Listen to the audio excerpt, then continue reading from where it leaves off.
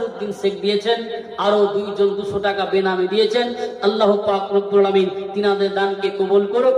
সকলে বলুন আল্লাহুম্মা আমিন। আমার মরনা সিবে কখনো কেউ তো জানে না, আমার মরনা সিবে কখনো কেউ তো জানে না। আমি চলে যাব, আমায় তোমরা ভুলে যেও না। আমি চলে যাব, আমায় তোমরা ভুলে যেও না। আমার মরনা সিবে কখনো কেউ তো জানে না, আমার মরনা সিবে কখনো কেউ তো জানে না। এই দুনিয়া চিরজীবন থাকার জায়গা না, অন্ধকার কবর যে তোমার আসল ঠিকানা। বাবার অন্ধকার কবর যে তোমার আসল ঠিকানা। সবাই রেখে আমায় চলে যাবে, সঙ্গে যাবে না। সবাই রেখে আমায় চলে যাবে, সঙ্গে যাবে না। আমার মরনা সিবে কখনো কেউ তো জানে না, আমার মরনা সিবে কখনো কেউ তো জানে না। আমি চলে যাব, আমায় তোমরা ভুলে যেও না। আমি মরে যাব, আমায় তোমরা ভুলে যেও না। আমার মরনা সিবে কখনো কেউ তো জানে না। কবর মাঝে মা বাবাকে দেখা যাবে না, দেখবো যাকে তিনি হলেন শাহে মদিনা। একবার জোরে বলি সুবহানাল্লাহ। আমরা কবরে কিন্তু মা বাবাকে দেখতে পাবো না, পাবো? কবরে মা বাবাকে দেখতে পাবো না। হাসিবুল 500 টাকা নগদ দান করেছেন। মহান আল্লাহ পাক তিনার দানকে কবুল করুক। সকলে বলুন আল্লাহুম্মা আমিন, আল্লাহুম্মা আমিন। আলতাফ শেখ নগদ 500 টাকা আর 10 কেজি গম দান করেছেন। মহান আল্লাহ পাক রব্বুল আমিন তিনার দানকে কবুল করুক। সকলে বলুন আল্লাহুম্মা আমিন।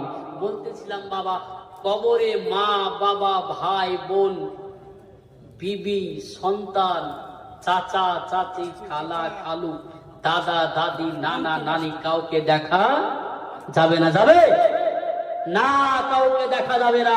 কবি বলছেন কবর মাঝে মা বাবাকে দেখা যাবে না, দেখবো যাকে তিনি হলেন শাহে মদিনা।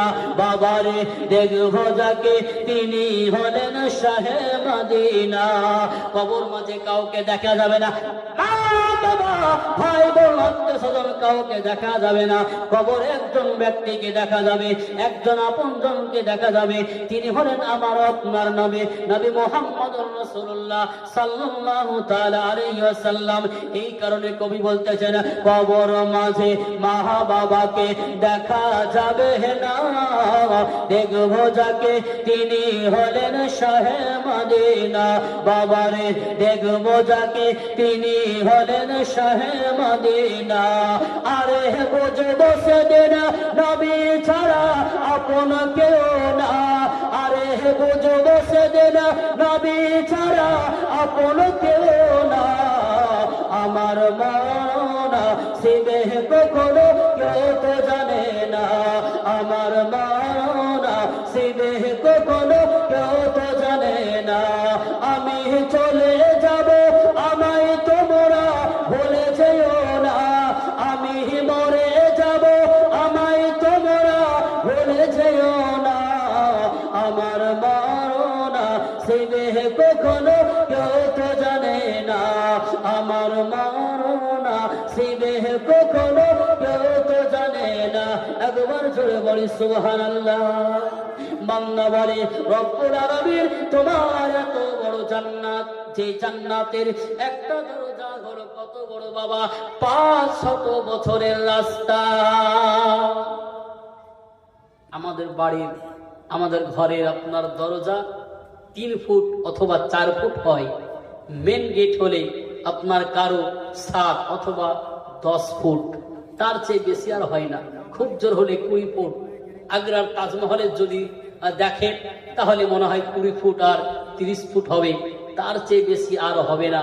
কিন্তু জান্নাতের গেটে, জান্নাতের দরজা কত বড়, তো নবী আমার বলছেন জান্নাতের দরজার দূরত্ব হলো, জান্নাতের দরজা হলো 500 বছরের রাস্তা। জোরে বলি সুবহানাল্লাহ, সুবহানাল্লাহ। এক চৌখাট থেকে আর এক চৌখাট, মানে এক, আমরা কি বলি ওকে, যে দুই দিকে যে পাল্লাগুলো আপনার ঝুলানো থাকে, চৌখাটি তো বলি নাকি, এই এক চৌখাট থেকে আর এক চৌখাট পৌঁছাতে গেলে 500 বছর লাগে। এটা হলো জান্নাতের দরজা। তাহলে জান্নাত কত বড়। ওই